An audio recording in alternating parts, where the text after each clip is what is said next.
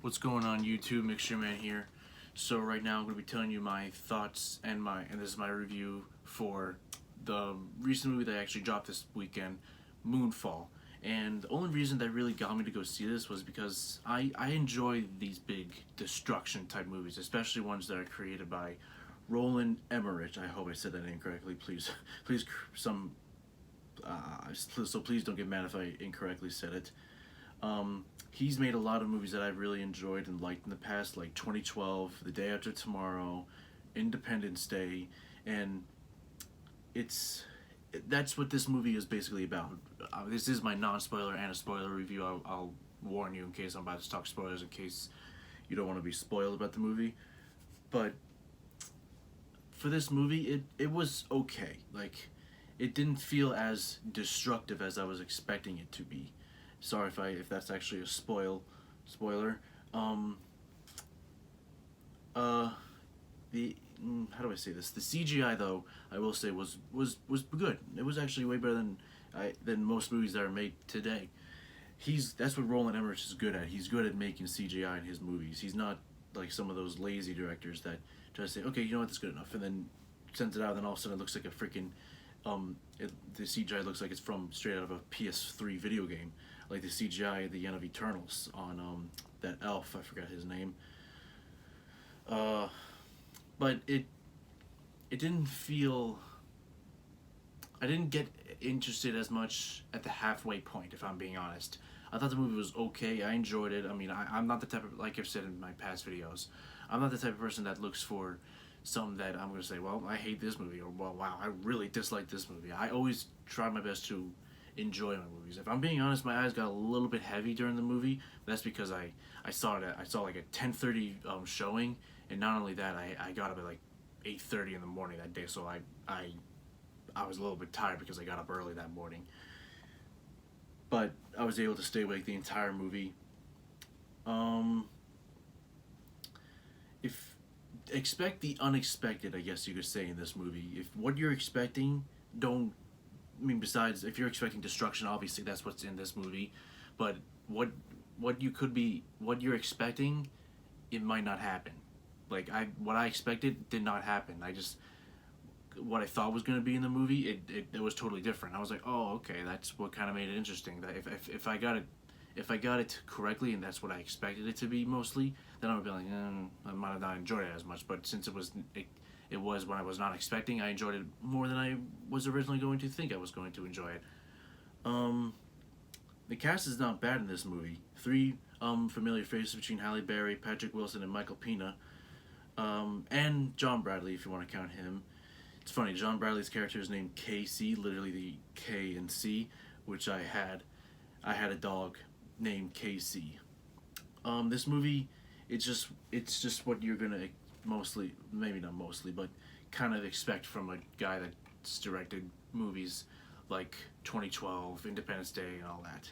This movie, honestly, I would say if Independence Day and The Day After Tomorrow had a baby together, this is the movie. This is that movie. Um, I don't really see a sequel happening in this movie. The movie is apparently bombing in the box office right now.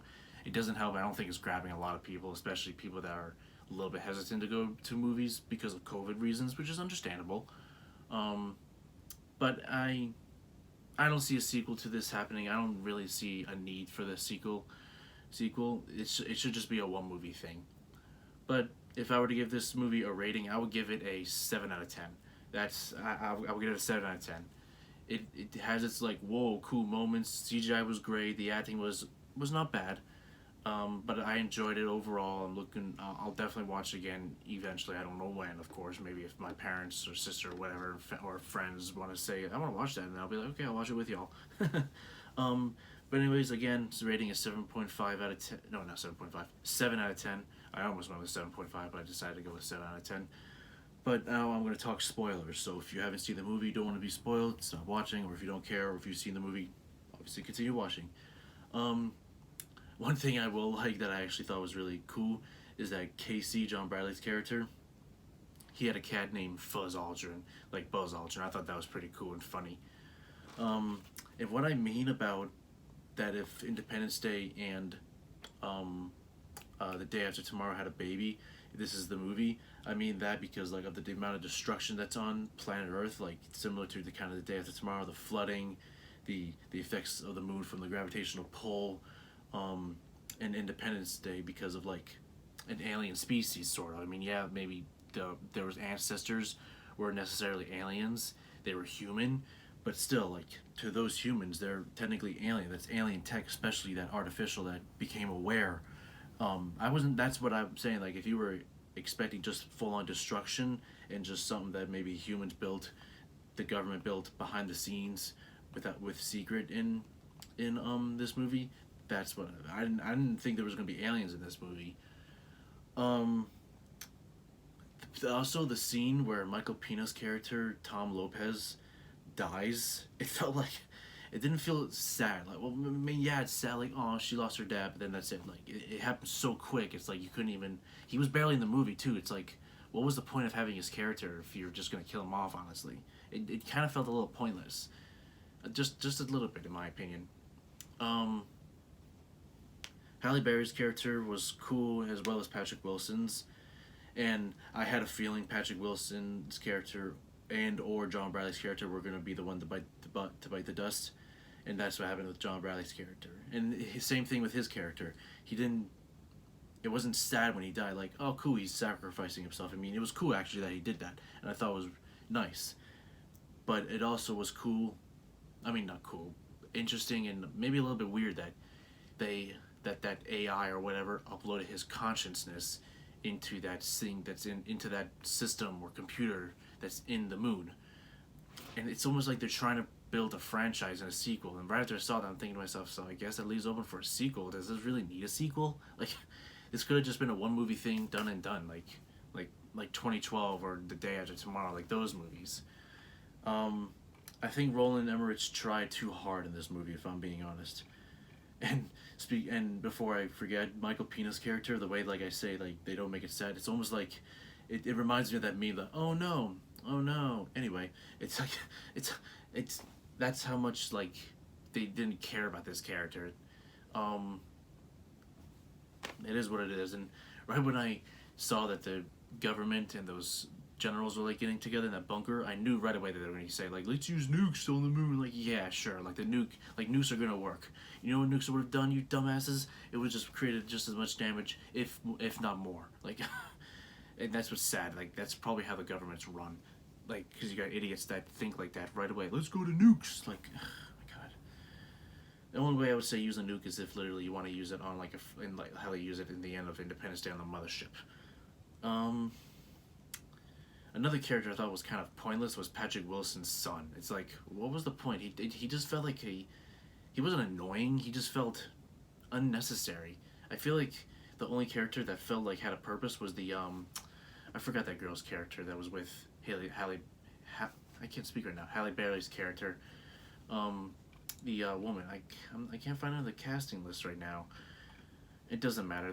The one that was with her, that was living with them. I guess was it their. I feel like that was their adoptive the adoptive daughter or something like that. She actually had a purpose by taking the son of Halle Berry's character and that general to him. The son I felt like was stupid, and he was stupid too when he got robbed, and then they ran to those guys again that were trying to rob him of the oxygen tanks.